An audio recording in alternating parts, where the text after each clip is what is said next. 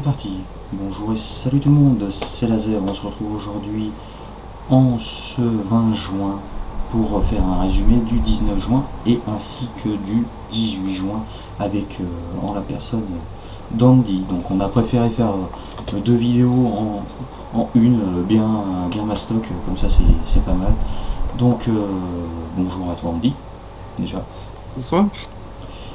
Donc aujourd'hui, on va donc déjà nous avons les matchs de vendredi. Donc, premier match de vendredi dans le groupe E, donc nous avions Suède-Slovaquie, nous avions deux matchs du groupe D, la Croatie contre la République tchèque et l'Angleterre contre l'Écosse, gros derby.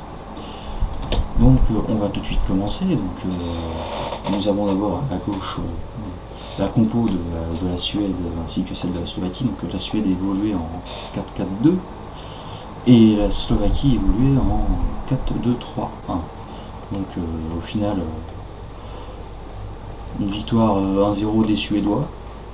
Je pense que par rapport au stats, bon, c'était un match serré, je pense que tu es d'accord avec moi Andy, match serré. Sans doute. Bon, du coup, on va faire, vu des stats, donc 4 tirs, 13 tirs pour les Suédois, 10 tirs pour les Slovaques. Bon, la Slovaquie qui malheureusement ne cadre pas un seul tir, parce que soit ils sont en dehors du cadre, soit ils sont bloqués.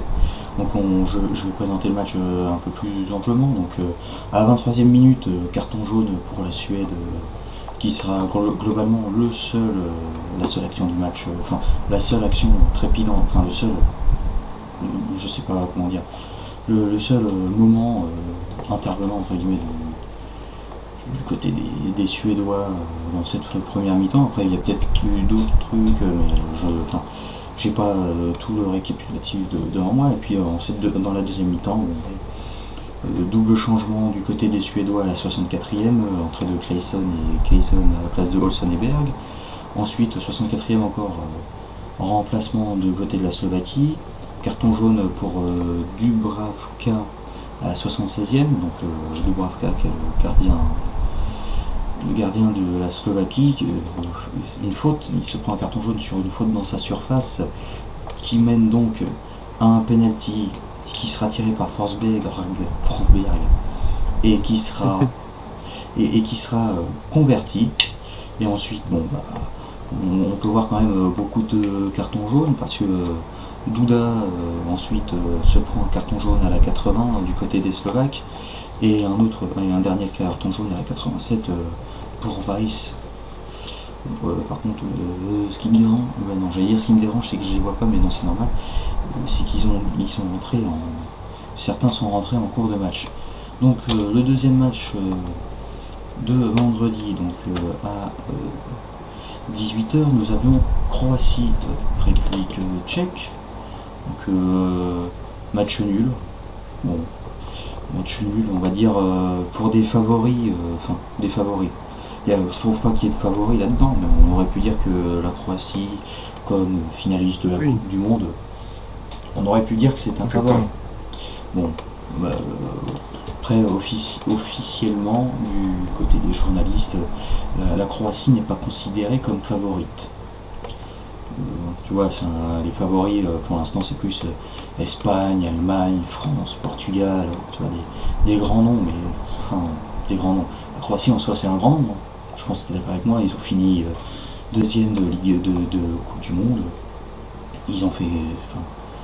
Pour l'instant, on va dire quand même qu'ils déçoivent un peu avec ce match nul 1-1. Donc. Ils sont pas à la hauteur. Ouais, voilà.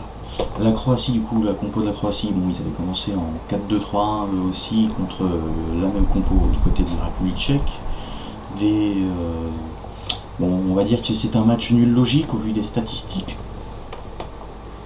Là, et puis dans la première période, dans la première mi-temps du match, un carton jaune à 35e pour le croate Lovren, qui mène du coup, c'est une faute dans la surface de réparation croate, donc ce qui mène à un penalty qui sera tiré par Schick, par le double buteur du dernier match de la République tchèque, qui ouvre le score à la 37e.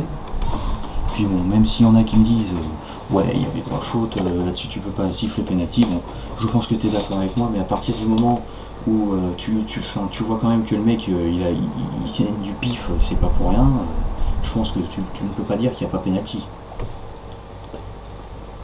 Pas mentir, je l'ai pas vu, mais je, j'en doute pas. Oui, mais bon, enfin, je pense que même sans voir, si je te dis que le mec à la fin de l'action il saignait du pif, c'est qu'il y a un problème. Enfin, bon après tu peux saigner, mais là tu peux saigner, tu vois, un petit peu, mais pour un rien, tu vois, juste, enfin, je sais pas, des fois il y en a qui saignent du pif comme ça, mais là il saignait ça à flot. Tu peux pas, on peut pas me dire qu'il y avait pas penalty. Bon, ensuite si on continue, deuxième mi-temps, bon bah les Croates qui égalisent rapidement dans cette deuxième mi-temps, puisque par l'intermédiaire, suite à la passe de Kramaric, Perisic va s'ouvrir le but et marquer contre, contre les Tchèques. Et bon, globalement, enfin, ça sera peut-être pas la dernière action du match, mais bon, enfin, j'ai pas le match en tête tout de suite, donc ça fait un petit moment. Mais après, on a beaucoup de cartons jaunes encore une fois. Je trouve que les matchs de ce vendredi ont été surtout animés par les cartons jaunes, là, parce que là on voit carton jaune pour Mazopust à la 50e, carton jaune pour Bori à la 82e et carton jaune pour Lodzek à la 93e. Et globalement, je pense que tu es d'accord avec moi, beaucoup de cartons jaunes. Un match agité, oui. Voilà. Donc maintenant on passe au dernier match. Dernier match de vendredi, nous avions Angleterre-Écosse. Bon bah un match un peu, on va dire, ennuyant, hein, parce que deuxième 0-0 de cet euro. Bon, après, on va dire que, tu vois, quand on parlait de favoris tout à l'heure, les Anglais qui étaient considérés comme grands favoris, bah, je suis désolé, mais là, Un petit peu surcoté, oui, effectivement. voilà, c'est un petit peu surcoté. Bon, après, on va dire que je pense que les Écossais avaient une bonne raison de vouloir gagner ce derby. Bon, ça se finit en 0-0. Bon, après, j'ai envie de dire que je préfère voir un Angleterre-Écosse pendant toute une journée que voir un Espagne-Suède où on s'est ennuyé complètement. Donc, les compos, vas-y, dis ce que je voulais dire. Non, mais j'ai rien à rajouter. Alors, je sais pas, c'est pas grave. Donc, Il n'y a pas de souci. les compos de l'Angleterre, nous avions donc encore un 4-2-3-1 et du côté des Croates, nous avions un 3-5-2. Donc on voit au stade, on a plus de tirs que pourquoi croate, écossais, je suis désolé. Je suis croate. Non, écossais. Donc on avait plus de tirs écossais que de tirs anglais, mais globalement, enfin, je trouve que c'est un match qui se valait, hein, enfin, de ce que j'ai vu moi. Tu vois, c'est le seul match que j'ai vu vendredi. Bon, je trouve que c'est un match enfin, ça avait de la poigne, ça partait d'un côté, de l'autre. Bon, des fois, on va dire que ça stagnait un petit peu plus du côté du camp écossais. Il y avait plus le ballon pour les Anglais. Mais je trouve que les Écossais ont quand même réussi à tirer leur épingle du jeu. Mais malheureusement, pas de but et ça leur apporte un point tout de même. Voilà, un point c'est toujours bon à prendre. Et puis les Anglais, bon, pour le coup, autant les Écossais, un point c'est bien. Les Anglais, c'est un peu triste. Donc, ensuite, le dernier match, les matchs d'hier. Donc nous avions un match du groupe E, deux matchs du groupe F. Donc dans les matchs du groupe F à 15h, nous avions un Hongrie-France. Ensuite à 18h, nous avions Portugal-Allemagne. Et à 21h, nous avions Espagne-Pologne. Donc tout de suite, commençons par Hongrie-France. Ça, j'ai déjà oublié. Bon, petit problème, on est revenu, donc tout de suite on présente Hongrie-France. Donc Hongrie-France, bon match globalement, enfin décevant je trouve. Enfin, je sais pas si toi tu as été devant ce match Hongrie-France au moins, non, tu y étais ou pas? C'est bien sûr, mais ça a été difficile, hein, effectivement.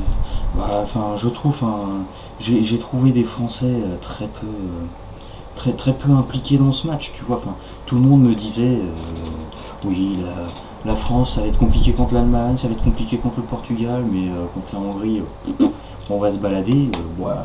Je suis désolé, mais d'une, on s'est pas baladé, et puis après, enfin, j'ai vu ça quelque part, mais quand je regarde par rapport aux confrontations, la France a gagné plus de fois contre les Portugais et les Allemands ils ont eu plus de victoires contre ces deux équipes que de défaites, mais par contre contre les Hongrois, ils ont plus perdu contre les Hongrois que gagné.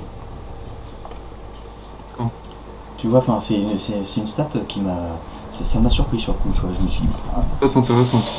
c'est bizarre, mais après, c'est vrai que bon, ça devait être dans les années 90, tu vois, enfin, la France, au jour d'aujourd'hui, bon, elle est battable, parce qu'on a bien vu en amical les Finlandais qui ont battu les Français, mais elle est quand même compliquée à jouer, cette équipe de France. Bon, globalement, du coup, si on fait un récap du match, donc Hongrie compo en 3-5-2, vraiment c'était le bus à l'arrière. Bon, après, je pense que c'était quelque chose que les Français s'attendaient à avoir une telle compo.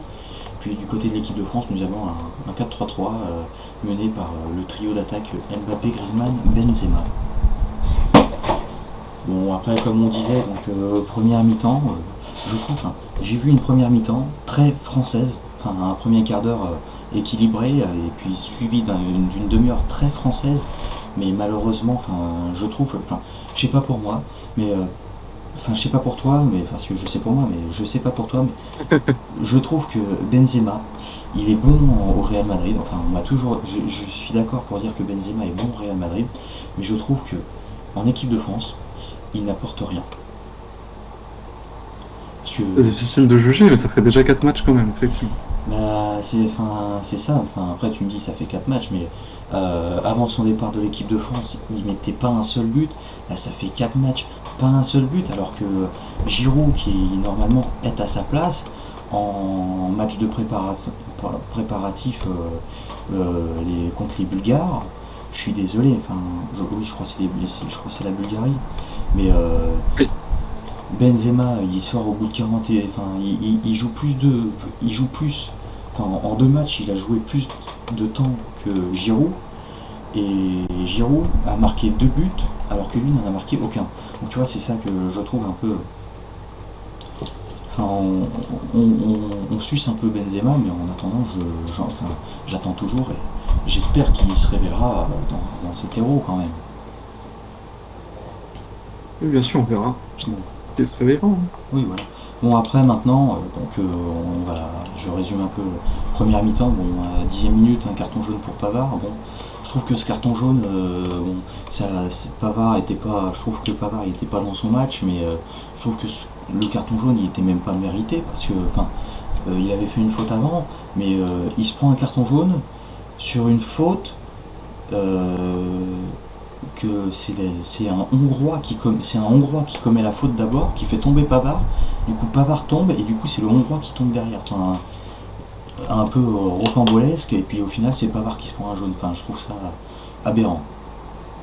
Oui, je sais plus à quel moment, je sais plus si c'était lui, mais j'ai trouvé une faute très importante à un moment donné, ça doit être ça. Et Ça doit être puis de ce dont tu parles. derrière, fin de première mi-temps, Pavard, comme je dis, pas dans son match.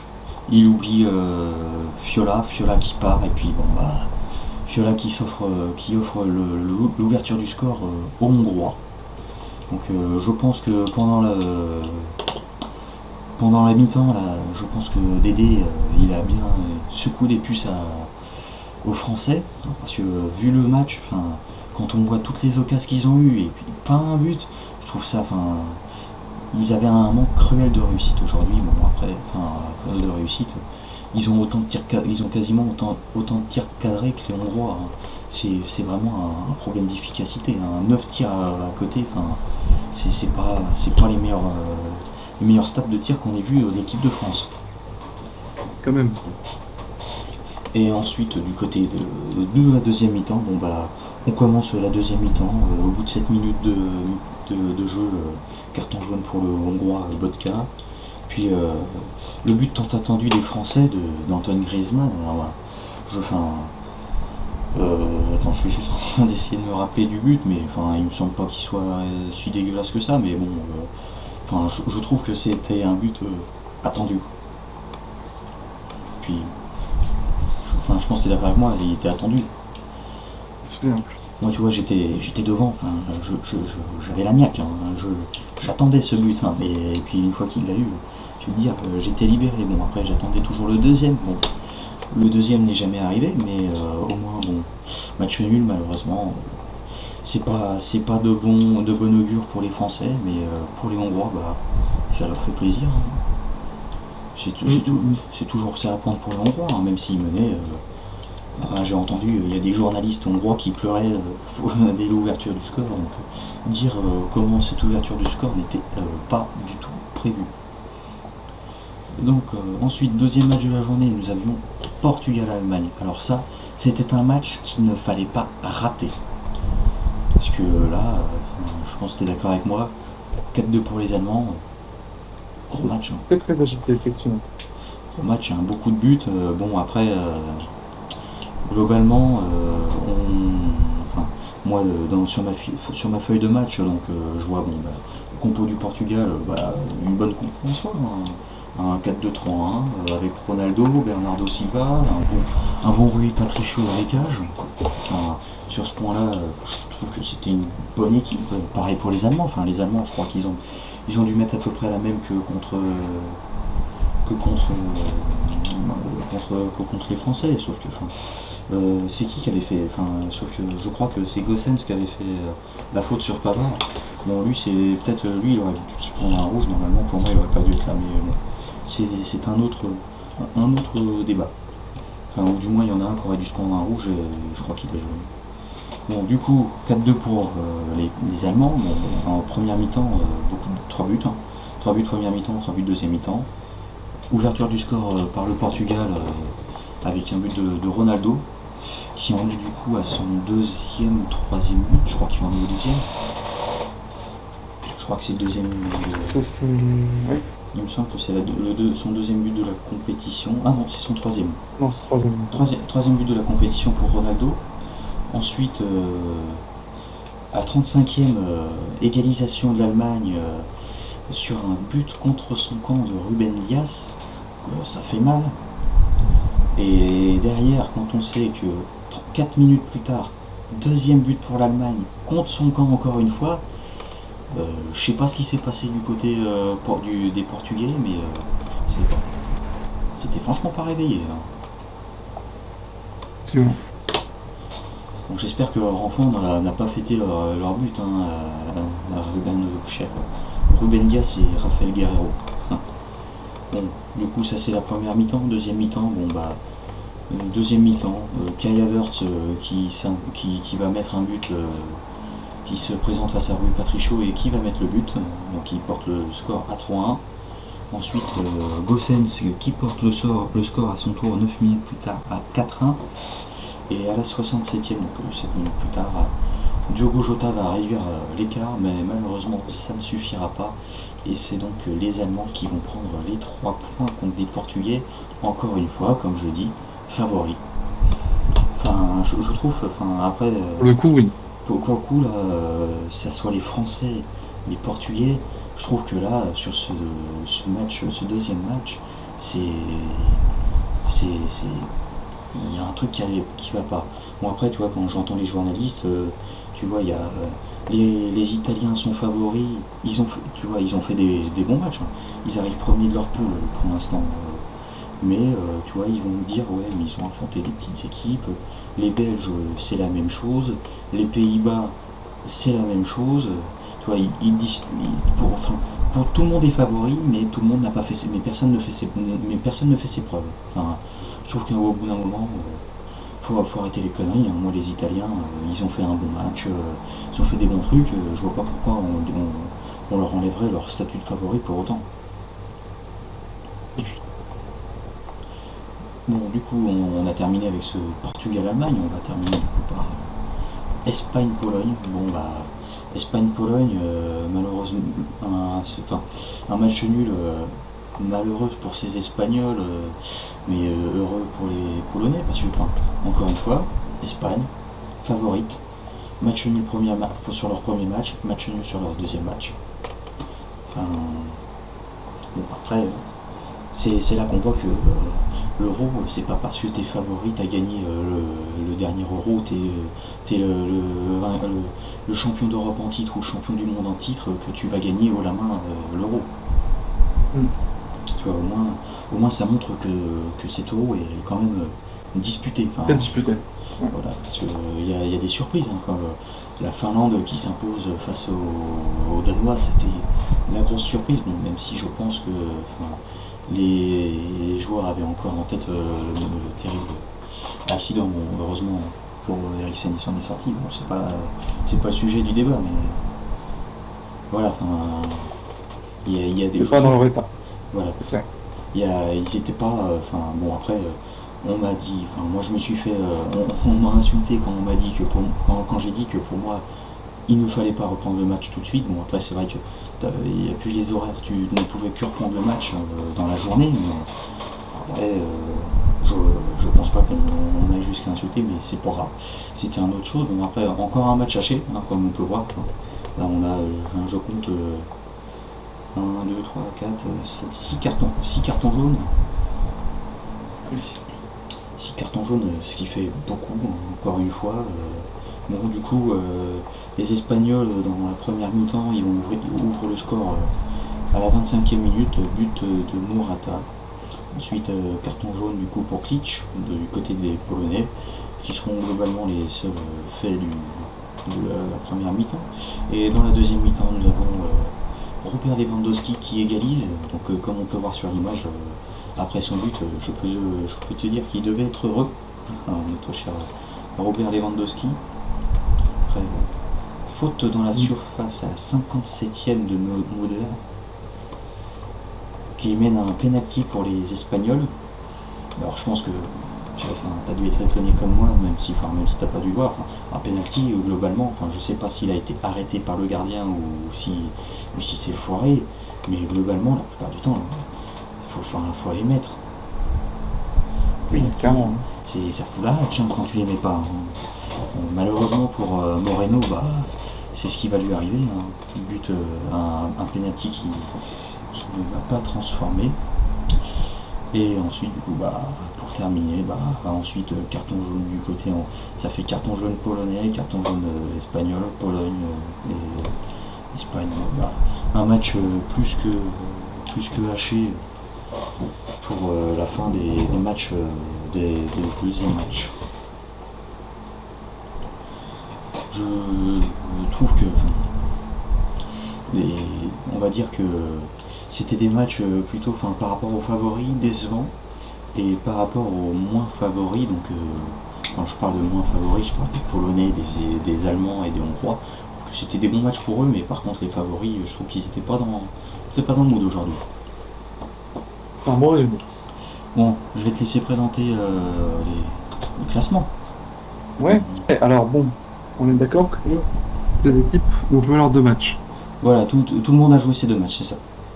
D'accord, donc c'est important du coup de constater que l'Italie est en tête de son groupe A, Et du coup, au moment Pays de Galles. et même qualifiés du coup, on peut le dire, ils sont qualifiés avec, comme ils sont premiers et que les Suisses ne peuvent pas les rattraper. Oui, alors je suis pas sûr, mais Si, parce que regarde, il reste plus qu'un match, sachant que les deux premiers sont qualifiés. Les Suisses, du coup, ils jouent contre t'as raison. dont ils peuvent prendre que 3 points en plus, donc ça leur fait 4. À la rigueur, ils peuvent passer deuxième, mais ils peuvent pas. C'est terminé. C'est pareil pour les Turcs, tu vois, ils sont déjà éliminés. T'as tout à fait raison, effectivement. Ils sont qualifiés pour la suite, alors je sais pas exactement où dans le tableau, mais on verra ça une autre fois. Alors honnêtement, je pense que tableau, on va éviter tout de suite, hein, parce que moi je te dis, j'ai vu le tableau entre. C'est surtout l'histoire des meilleurs troisièmes, je sais pas quel. Un meilleur troisième, t'en as un qui affronte telle personne, l'autre qui affronte lui. C'est compliqué cette règle. C'est bon. très compliqué, ouais. Du côté du groupe B, c'est pour l'instant la Belgique qui est en tête. Il restera un match à disputer, alors peut-elle encore se faire... Non, les Belges ne peuvent pas se faire rattraper. C'est ce que les Belges affrontent les Finlandais, mais ayant battu les Russes, même si les Russes Ok. viennent à Quoi gagner, qu'il arrive, ils sont qualifiés. c'est ça, même si les Russes viennent à battre le Danemark et la Finlande à battre les Belges, bah, comme les Belges ont battu les Russes, bah, les Belges sont devant les Russes. Tout à fait, oui. Ils sont d'ores et déjà qualifiés également. Et le Danemark, bon, Danemark sont pas éliminés, mais on va dire que c'est plutôt mal parti. Effectivement. Dans le groupe C, donc on a les Pays-Bas qui eux aussi sont qualifiés. Exactement, parce que après Ils resteront premiers de leur groupe, quoi qu'il arrive. C'est vrai aussi. Attends, oui, c'est ça, il me semble, parce que oui, oui, parce qu'ils ont dans tous les cas, même s'ils ne s'imposent pas contre la Macédoine du Nord, bah, que ce soit les Ukrainiens ou les Autrichiens qui s'imposent, bah, dans tous les cas, les Pays-Bas les ayant battus, bah, c'est déjà terminé pour eux. Enfin, c'est déjà terminé les Pays-Bas, ils n'ont plus rien à jouer dans leur troisième match. Exactement. On passe Exactement. à l'autre partie du classement. L'autre tableau du côté du groupe D, c'est plus disputé. Pour le moment, rien n'est joué pour aucune des 4 équipes, même si c'est la République tchèque et l'Angleterre qui sont en tête. Exactement, enfin, rien n'est joué. Je pense, tout dépend parce que on va dire que bon, il y en a. Moi, je ne vais pas créer au complot, mais en cas de match nul, ça arrangerait bien les Tchèques et les Anglais qui, il me semble, vont s'affronter. C'est juste. Oui, oui, oui. Parce que les Croates affrontent la République tchèque affronte l'Angleterre, tu vois. Suffit d'un match nul et puis ils peuvent plus être rattrapés. Hein. Donc après, pour eux, le match nul serait idéal, surtout pour les Tchèques. Parce que les Anglais, après, ils affrontent peut-être une équipe plus forte, il me semble. Mais après, du côté croate et écossais, bon, j'espère qu'il n'y aura pas match nul pour ces deux équipes, histoire d'avoir un groupe encore aussi disputé. Moi, j'aimerais bien, tu vois, voir une équipe écossaise se qualifier au détriment des Croates. Je sais pas, moi, ça me ferait plaisir, tu vois. Pourquoi pas. Pourquoi pas. Et ces deux matchs se joueront le 22 juin à 21h en même temps. Du coup, nous ne pouvons pas savoir d'avance Exactement. s'ils sont qualifiés ou pas. C'est pour éviter toute triche, hein, parce que, enfin, à l'époque, certains, comme ça se jouait pas en même temps, bah, il fallait tel score pour qu'une équipe se qualifie, bah, cette équipe faisait tel score. D'accord. Je savais pas. Je savais pas cette anecdote historique. Groupe E, c'est assez disputé aussi, pour le coup. 4-3-2-1. 4-3-2-1-0. Eh ben non, Ah, non, il n'y a pas il n'y de a pas de. Il y a pas de. ouais, très disputé, effectivement. Est-ce qu'on peut dire que l'Espagne sont toujours favoris ou pas? Non, enfin, honnêtement, je ne mettrai pas les Espagnols favoris. Parce que je trouve que les Slovaques, donc, ils ont gagné contre les Polonais, qui n'est pas une équipe contre qui les Polonais contre qui l'Espagne a fait un match nul. Ils ont fait une défaite et je trouve qu'ils auraient pu faire un match nul contre les Suédois. Donc, je pense que à la rigueur, les Slovaques ont peut-être faire un match nul contre les Espagnols, mais à moins d'un extrême réveil de ces Espagnols, je ne les vois pas s'imposer. Enfin, pour moi, je vois déjà le classement, je vois déjà Suède, Slovaquie qualifiés, et puis Espagne, Pologne, je les vois déjà 3e et 4e. D'accord. Ben, on verra ça le mercredi 23 juin C'est à ça. 18h. Enfin, tu vois, ce n'est que mon opinion. Enfin, dans notre groupe, pour le moment, on est leader, mais ça ne nous assure rien du tout. Oui, ça nous assure rien du tout. Enfin, on est assuré que d'un truc, c'est de ne pas terminer dernier. C'est juste, ouais. Parce que, enfin, je sais plus c'est quoi la magouille, mais enfin, on doit avoir enfin, pour l'instant, on a une meilleure différence que les Hongrois, donc pour l'instant, on est devant eux. Mais c'est que, comme du coup, enfin, je sais plus vraiment, je sais vraiment plus c'est quoi la magouille, pourquoi. Mais je sais qu'on Si la Hongrie bat l'Allemagne, ils se retrouvent. L'Allemagne est derrière nous, quoi qu'il arrive. voilà, oui, voilà, c'est ça. Puis, Si le Portugal nous bat, et il restera l'Allemagne et la Hongrie derrière. Donc voilà, bon bref. En voilà. tout cas, on ne sera pas dernier. Ouais, voilà. Donc même si on serait dans les troisièmes, on se ferait repêcher probablement. Oui, on serait probablement repêché. Bah, tiens, d'ailleurs, j'ai les classements, mais pour l'instant, au terme de tous les matchs de cette deuxième journée, bah, les Portugais seraient repêchés avec 3 points. ainsi que les Autrichiens et les Finlandais, eux aussi à 3 points. L'Espagne serait repêchée De peu. de peu, parce que derrière, 5e et 6e qui eux seraient éliminés définitivement, comme tous les 4e, nous avons les Croates et les Suisses. Exactement. Mais bon, enfin, je pense que niveau classement des équipes 3e place, ça va être chaud aussi. Parce que entre groupe F, entre ceux qui jouent dans le groupe F, ceux qui jouent dans le groupe E et dans le groupe D, ça va être ça va être la panade. Effectivement. Bon, du coup, on a fait le tour des matchs du classement, donc on va voir les matchs de demain. Je te laisse. Les matchs de demain, ça se joue dans le groupe A, ce sera en même temps. Et que des matchs ce jour-là? Ah oui. Oui, c'est que groupe A, enfin, je crois qu'ils font 2 matchs du groupe A dimanche, donc aujourd'hui. Ouais, à 18h. Voilà, qui se joue exactement, c'est ça, à 18h. Après, le lundi, on aura 4 matchs, 2 à 18h, 2 à 21h, je crois, c'est Exactement. dans ces eaux-là. Après, mardi, encore que 2 matchs, et pour terminer, mercredi, 4 matchs. Exactement. Bon, Exactement. L'Italie affrontera donc le pays de Galles et la Suisse affrontera la Turquie. Je crois qu'il y a de l'enjeu sur ce groupe. Tant même pas du tout, en fait, je dis de la merde. L'Italie est ok, donc au pire. Non, il y a de l'enjeu, hein, parce qu'en soi. Il y aura de l'enjeu pour les équipes en dessous. Entre Galles, Suisse, Turquie. Italie, Pays de Galles, enfin pas l'Italie, parce que les Italiens, ouais, comme on dit, ils sont déjà qualifiés, mais les Pays de Et les Galles. Turcs sont à 0, donc là par contre c'est mort aussi. Les Turcs, on va dire que pour l'instant c'est mort, mais si tu vois que les Espagnols, les Croates et les Suisses, ça n'arrive pas à s'imposer, déjà, et que les Turcs arrivent à s'imposer. Enfin, oui, ils ont une possibilité de 3ème place, mais ça, voilà, ça paraît compliqué. mais oui, c'est ça. Enfin, faudrait vraiment que les Espagnols vraiment perdent contre les Slovaques et que les Croates perdent contre les Tchèques. Bon, il y en a une qui est plus évidente que l'autre, mais comme je te disais tout à l'heure, je vois pas les Espagnols s'imposer, mais je les vois pas perdre non plus contre les Slovaques. Donc, je pense que, enfin, je sais pas pour toi, mais je vois bien, je pense que le classement va rester comme il est, c'est-à-dire que les Italiens vont finir premier, Pays de Galles deuxième, Suisse troisième et Turquie quatrième. Probablement. Bon, on a fait tout le tour. Hein. Oui, ça change un peu ce format débat. Oui, c'est ça. De toute façon, à deux, autant en profiter. On est deux, autant profiter. Comme ça, on peut échanger plutôt que d'avoir un avis. On en a deux. Ouais. Bon, du coup, je vous dis à demain avec un autre présentateur autre que moi. Galaxy. C'est Galaxy. Et bah voilà. Ah, Galaxy. J'espère qu'il. Je sais pas. Il a déjà animé. Oui. Oui, il en a déjà fait un. Oui. Et bah alors vous allez retrouver Galaxy, il va faire. Normalement c'est sa deuxième, c'est ça? Oui. Et bah voilà.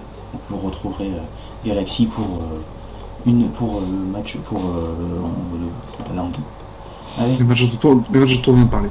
voilà. Bye bye.